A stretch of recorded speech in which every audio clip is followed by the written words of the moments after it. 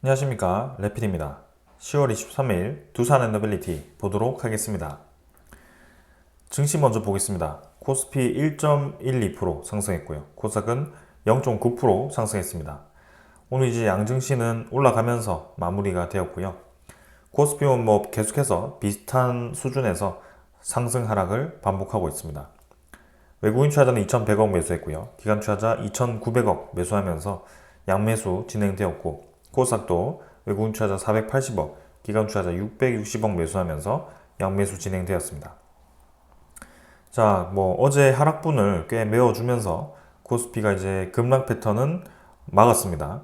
그러나 여전히 세기형 수렴 패턴에서 비슷한 수준에서 자리를 잡고 있고, 고점이 점점 낮아지는 추세는 아직까지 이어지고 있습니다. 그래서 언제든지 그런 이제 불확실한 소식에 의해서 주가는 떨어질 수도 있고요. 이러한 부분들이 굉장히 변수로 작용을 하고 있습니다. 오늘은 그래도 외국인 투자자가 매수를 해주었습니다. 2,100억 정도 외국인 투자자 매수했고요. 전날 2,800억 매도한 것을 꽤나 메워주는 모습이었는데요. 그래도 사실 연속적으로 봤을 때는 외국인 투자자가 그리 많이 매수하지 않고 매도를 계속 이어가고는 있습니다. 그래서 이번 주 남은 기간과 다음 주 정도 해서 외국인 투자자가 어떻게 움직이는지를 한번 보도록 하겠습니다. 기관 투자자도 금융 투자 위주로의 매수세가 좀 있었고요. 사실 그 나머지는 여전히 움직임이 없습니다. 그래서 3천억 정도 매수를 했지만 크게 중요해 보이지는 않습니다. 코스닥은 745포인트고요. 오늘 이제 꼬리 달면서 좀 더 힘을 주었고 조금 올렸습니다. 그러나 사실 떨어지는 추세 안에 있다라고 봐도 무방한 그런 흐름이고요. 저점을 딛고 고점을 찍고 떨어지는 그런 추세이기 때문에 사실상 더 떨어질 수 있는 자리다라고 생각이 됩니다. 그래서 하루 만에 모든 게 반전되기는 어렵고요. 좀 더 시간을 두고 봐야 되겠지만 아직까지 시장 전체가 지표들이 요동을 치고 있기 때문에 이런 코스닥에 대한 기술주들이 힘차게 올라가기에는 뭔가 시장 상황이 좋지 않다라고 생각이 듭니다. 그래서 떨어지는 분위기로 형성이 되고 있다. 외국인 투자자는 480억 매수했고요. 기관 투자자 660억 매수하면서 양매수 진행되었지만 사실 크게 많은 매수 아니었고요. 전날 매도량 대비해서는 적은 수준이었죠. 금융 투자 위주로의 기관 투자자 매수를 제외하면 사실 기관 투자자 합계도 매도로 잡힌다라고 볼 수가 있겠습니다.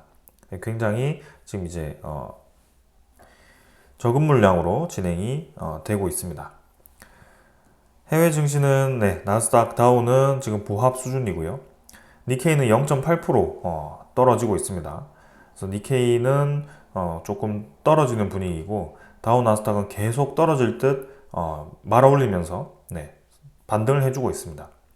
그래서 강달러 형세가 계속 이어지고 있고 오늘도 환율은 1385원까지 올라가면서 고점을 돌파를 할 기세입니다.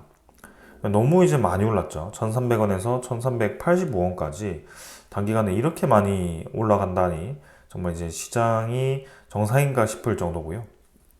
이렇게 환율이 높게 유지된다면 당연히 이제 우리나라 수출 기업에는 타격이 있을 수밖에 없고 좀 이러한 것들을 지켜봐야 될 것 같습니다. 그래서 환율에 대한 급등이 상당히 우려스럽고 이러한 부분들이 장기적으로 갈 것 같지는 않습니다. 결국에는 트럼프 대통령의 당선에 대한 기대감으로 어느 정도 이 움직임들이 있는데요. 환율은 결국에는 미국 대선이 끝나고 나면 다시 조금 돌아오지 않을까. 그리고 금리가 결국에는 장기적으로 다시 떨어지는 것으로 진행되고 있기 때문에 장기 금리 하락을 생각한다면 금리 이 원달러도 환율도 결국에는 서서히 떨어지지 않을까라는 생각입니다. 자, 그래서 이 정도로 이제 살펴보았고 지수 선물 한번 보겠습니다. 선물 지표는 지금 미국 증시는 약하게 하락 중이고요. 유럽 증시도 같이 좀 이렇게 하락을 하고 있습니다. 그래서 미국과 유럽 모두 선물 지표는 떨어지고 있지만 마찬가지죠. 다음날 이제 실제 장이 열렸을 때 올라갈 수도 있고요. 지금은 전혀 약세를 보이지 않고 있습니다. 그래서 다음날까지 봐야 되는 상황이고 지금 선물 지표가 크게 중요해 보이지 않습니다. 국제유가는 70.4달러, 천연가스는 2.2달러 수준으로 비슷한 수준에 위치를 하고 있고 큰 변화 없습니다. 채권 미국 10년물 국채금리도 4.23% 정도로 진행 중이고요. 저점을 찍고 이제 좀 반등을 하였습니다. 그러나 여전히 고점을 넘지는 못하고 있지만 지금 상당히 꽤 많이 올라왔습니다. 사실 한 달 동안의 이 움직임을 보면 3.7%에서 4.2%까지 국채 금리가 0.5%가 올라갔습니다. 기준금리는 0.5%가 떨어졌는데 시장금리가 한 달 만에 0.5%가 올라갔습니다. 그러니까 이것도 일부분의 그런 이제 시장의 투기성 자산들이 만든 결과가 아닐까라는 생각이고, 그런 이제 국채에 대해서 공매도를 때려서 국채 가격이 급락을 하게 되면 이 국채 금리도 당연히 올라가게 됩니다. 그래서 그러한 부분들 때문에 시장에 대한 자산들이 좀 왜곡이 되고 있다. 아무리 이제 트럼프 대통령이 당선에 대한 기대감이 좀 높아졌다라고 해도 이렇게까지 올라갈 게 아니라고 저는 생각이 드는데 상당히 좀 어려운 시장이 이어지고 있습니다. 그래서 얼마 전까지만 하더라도 경기 침체에 의해서 경기가 뭐 이렇게 폭삭 주저앉는다라든지 그런 얘기가 오가고 있었는데 지금은 전혀 그런 분위기가 아니죠. 네, 오히려 이제 물가도 꽤나 안정화를 띈 것 같고, 네, 지금 이제 환율이 급등하고 있고 국채금리 다시 올라가면서 뭔가 분위기가 다시 이제 과열되는 분위기로 형성이 되고 있습니다.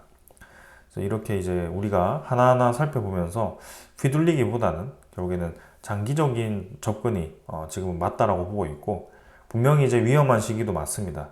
그런 이제 버블들이 많은 시기이기 때문에 그런 것들을 조금 염두를 하면서 천천히 이끌어 나가야 될 것 같습니다. 자, 오늘 이 정도로 하고 종목으로 넘어가도록 하겠습니다. 두산 에너빌리티 보겠습니다. 550원 하락해서 2.6% 하락했고요.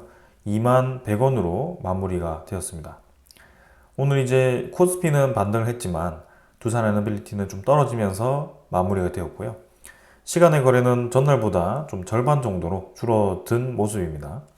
마찬가지 마지막까지 이렇게 거래가 좀 실리면서 어제와 유사한 움직임이었는데 어제는 마지막에 이제 좀 올라가면서 진행이 되었고 오늘은 좀 떨어지면서 진행이 되었습니다. 뭐 크게 영향을 주진 않을 것 같고요. 적절하게 마무리가 되었다 이렇게 보시면 되겠습니다. 오늘 거래량은 전날보다 반토막 났고요. 627만 주 정도로 1000만 주 아래로 다시 거래량이 감소를 했습니다. 1000만 주를 유지하면서 좀 거래를 치고 나가는 듯 하면서 다시 이제 좀 꺾어 버렸는데요. 자, 여기서 이제 이 고점 부근에서 얼마나 이제 횡보를 하는지, 그리고 좀 더 하락을 시켜서 21선을 찍고 올라가는지 그런 것들을 좀 봐야 될 것 같습니다. 사실 이전에 이 뉴스케일 파워에 대한 이슈로 좀 급등을 했던 그 움직임과 굉장히 유사하게 지금 좀 진행이 되고 있다라는 생각이고, 이렇게 좀 조정세를 주다가도 한 번씩 툭툭 이렇게 던지는 그런 양봉들이 꽤 있었습니다.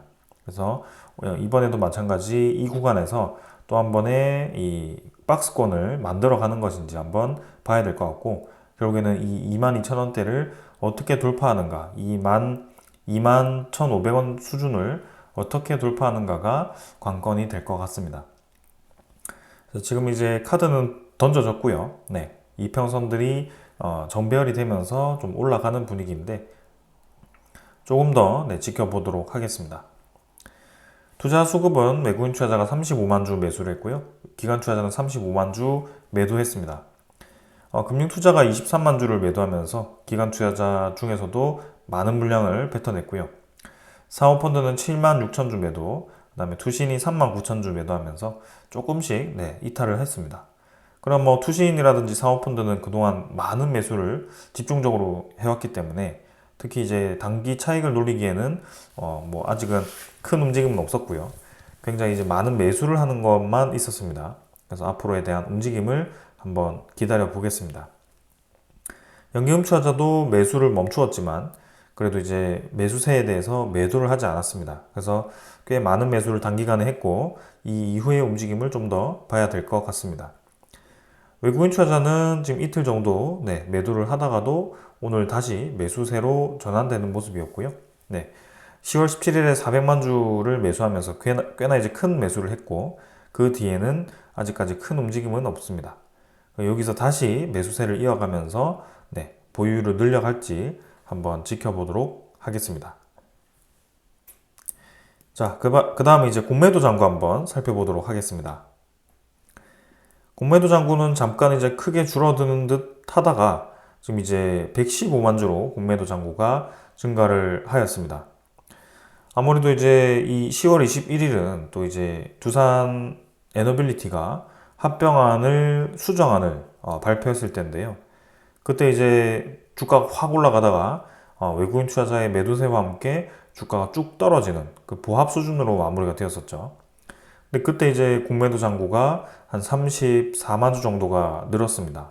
그래서 그러한 이제 이슈 때문에 외국인 투자자가 일부 집중 매도를 하면서 공매도를 다시 늘렸는지 아니면 잠깐 줄였다가 늘렸던 건지 그거는 잘 모르겠지만 그래도 일단은 합병에 대한 이슈 그날에 좀 이제 이러한 움직임이 있었다 이렇게 볼 수 있겠습니다. 그래서 추후에 이제 그 뒤에 날짜에도 공매도가 활발하게 늘어났는지 그런 것들을 한번 체크를 해보겠습니다. 그 다음에 이제 대차 잔고도 한번 살펴보도록 하겠습니다. 대차 잔고는 지금 어제자는 23만 주로 10만 주 정도로 이렇게 상환이 되었고요.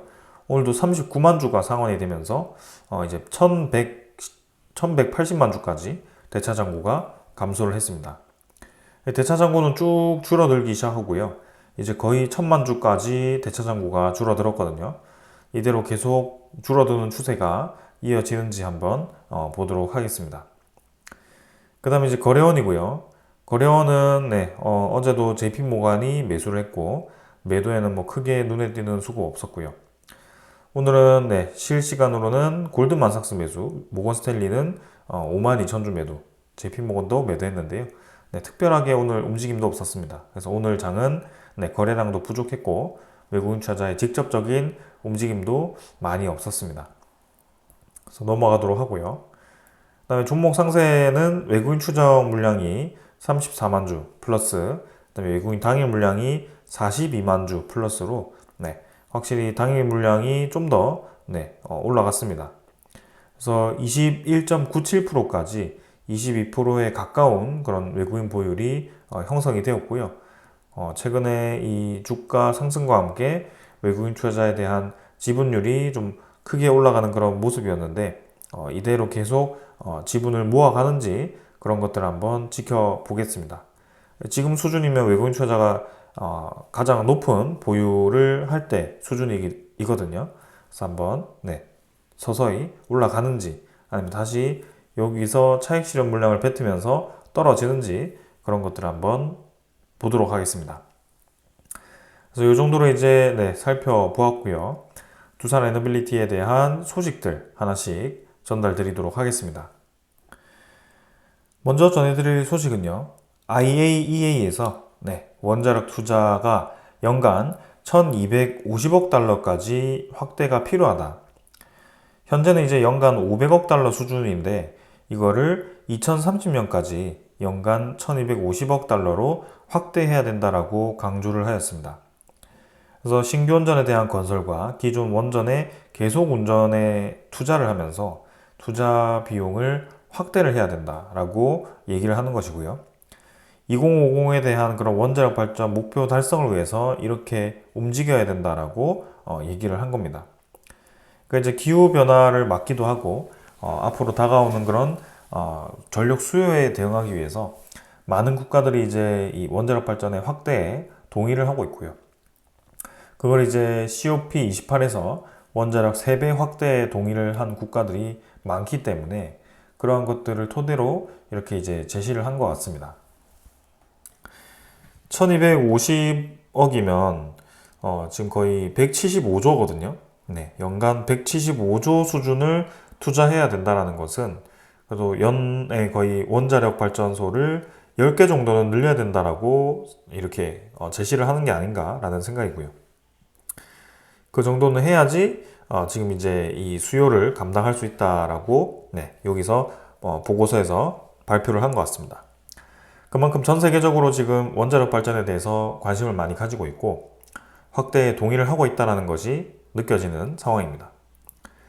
그리고 이제 IAEA와 같은 그런 국제 기구를 제외하고도 지금 실제로 이런 생소한 국가들이 원자력 발전과 평소에 거리가 먼 국가들이 새로 검토를 하기 시작한다. 베트남도 이제 국가 전력 개발 계획의 개정안에 원자력을 포함할 계획이다라고 이렇게 발표를 했고요. 베트남의 산업통상부 장관이 제8차 국가 전력 개발 계획을 개정했는데 원자력과 수소 에너지를 포함했다. 그 CFE 100에 해당되는 그런 무탄소 에너지를 포함을 시킨 거죠. 그래서 이걸 포함하고 태양광과 풍력 등을 또 활용을 하겠다. 그러니까 지금 수소, 원자력, 태양광, 풍력 이렇게 네 가지를 다 증가를 시키겠다라고 발표를 하였습니다. 그래서 그만큼 이제 기저 에너지원, 안정적인 에너지원으로서 이 원자력에 대한 역할이 분명히 있기 때문에 이 태양광과 풍력과는 성질이 다른 그런 이 전력 사용처가 있겠죠. 그래서 그런 것들을 고려를 해서 우리도 믹스 에너지 정책을 합리적으로 펼쳐야 된다라고 보고 있는 겁니다. 그래서 베트남이 이제는 이 일찌감치 2009년에 두기 건설을 계획했다가 이제 2016년에 예산 문제로 보류를 했다가 지금 이제 다시 얘기가 나오기 시작하는데요. 이것도 이제 계획에 불과할 수도 있죠. 베트남이 이전에도 변덕을 부렸던 것만큼 계획에 불과할 수 있겠지만 저걸 이제 멈추었던 계획을 다시 살린다. 그리고 원자력 발전이 없는 국가도 다시 검토를 한다라는 것은 이제 의미가 있겠죠. 그래서 그러한 것들을 우리가 놓쳐서는 안 된다.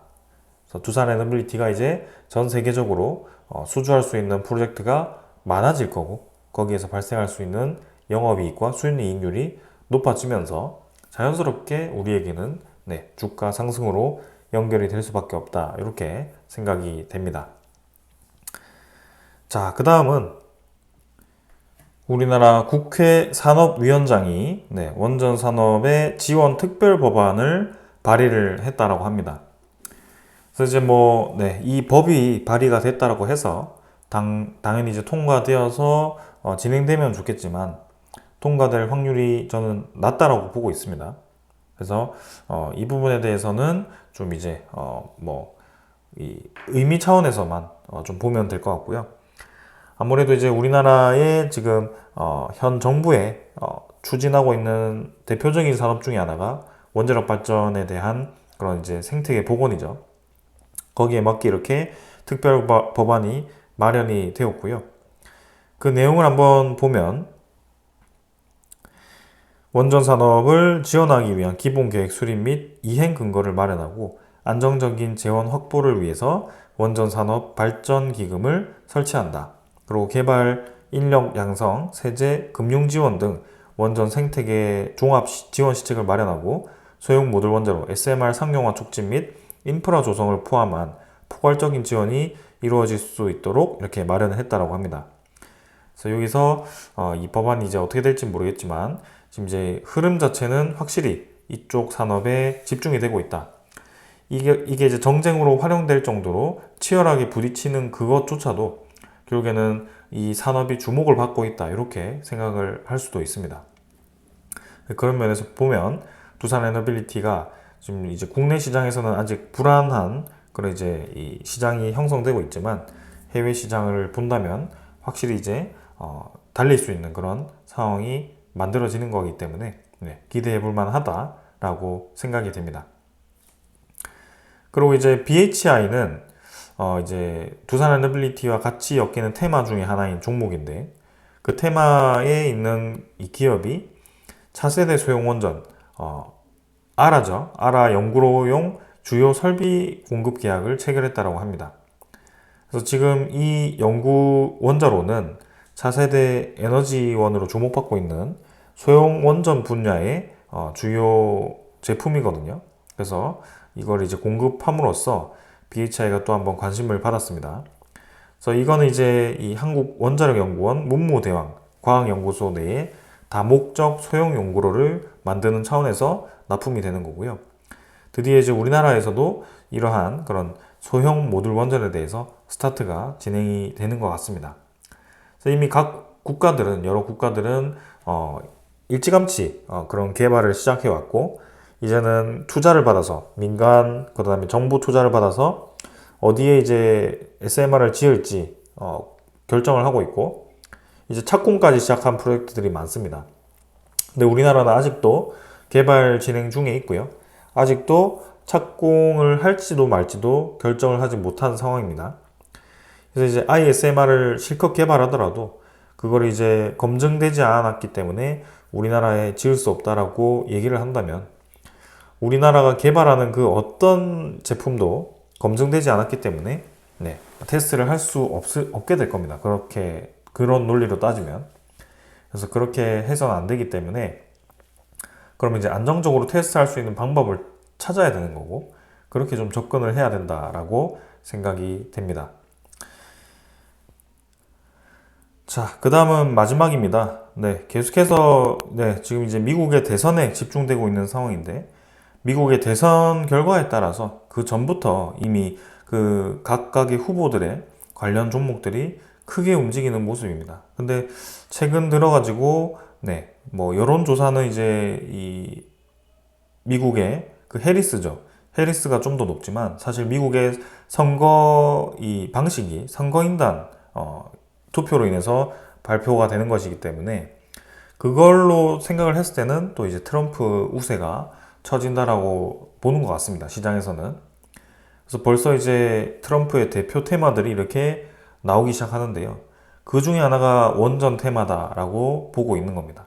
그래서 여기에 대해서 이 원전 테마가 요동을 치고 있는 거고, 장기적으로 봤을 때도 지금 이제 에너지 시장도 커지는 상황 속에 저렇게 이제 테마가 주목을 받는다면 더더욱 우리에게는 좋은 상황이 벌어진다라고 생각이 됩니다.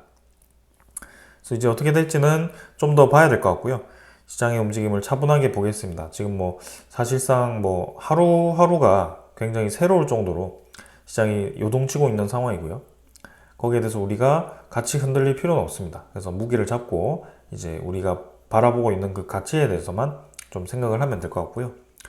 최근에 이제 뉴스케일 파워가 $20까지 아주 급등을 하고 조금 조정세를 받고 있는데, 이전처럼 고점을 찍고 쭉 떨어지는 게 아니죠. 이때는 이제 공매도 공격을 한답시고 좀 이제 그런 기사를 뿌리고 했었는데, 지금은 그렇지 않고 있습니다. 그래서 조금 이제 서서히 좀 조정을 받고 있긴 한데, 어떻게 흘러가는지 한번 보도록 하고요. 결국에 다시 한번 힘을 받거나 뉴스케일 파워의 수주 소식이 또 들려온다면 좋은 흐름이 또 기대가 되는 상황입니다. 그래서 한번 어떻게 이 흐름이 이어지는지 한번 보겠습니다. 자, 그래서 이 정도로 오늘은 설명을 드리고 마무리를 하도록 하고요. 자, 이제 뭐 최근에 또 이제 합병에 대한 이슈가 또 이제 뜨겁게 이 시장을 주목을 받게 하고 있습니다. 근데 이전보다는 좀 비율이 개선되긴 했지만, 여전히 이제 그런 분위기는 반대하는 입장이 많죠. 그래서 저도 이제 여기에 대해서 뭐 찬성한다라고 얘기하지 않았고요.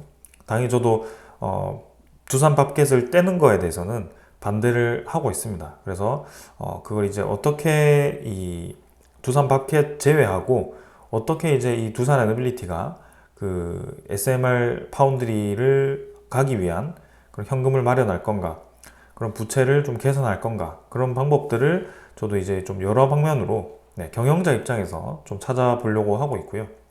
그게 뭐 정말 없어서 이렇게 두산 밥켓을 떼는 것인가, 그런 것들을 좀 봐야겠죠. 그래서 반대를 하더라도 좀 논리적인 반박이 필요하기 때문에 그런 것들을 좀 보고 있고, 그리고 이제 우리가 11월 이제 말까지 또 반대 기간까지는 한 달 정도의 시간이 있습니다. 그래서 그때 가서 이제 반대를 할 건지 말 건지 결정을 해도 되고요.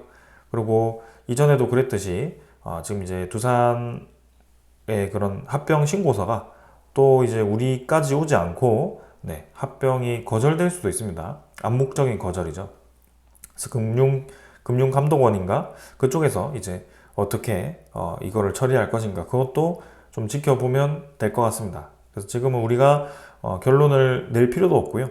그냥 시장에 대한 상황이 어떻게 흘러가고 두산 에너빌리티의 합병이 더 진행이 되는지 마는지 그 정도만 좀 체크를 해보면 될 것 같습니다. 그래서 그 기간 동안은 이제 이 합병에 대한 다른 방법은 없는가라는 것을 좀 살펴봐야 될 것 같고요. 한번 지켜보도록 하겠습니다. 자, 오늘 여기까지 하고 마무리하겠습니다. 감사합니다.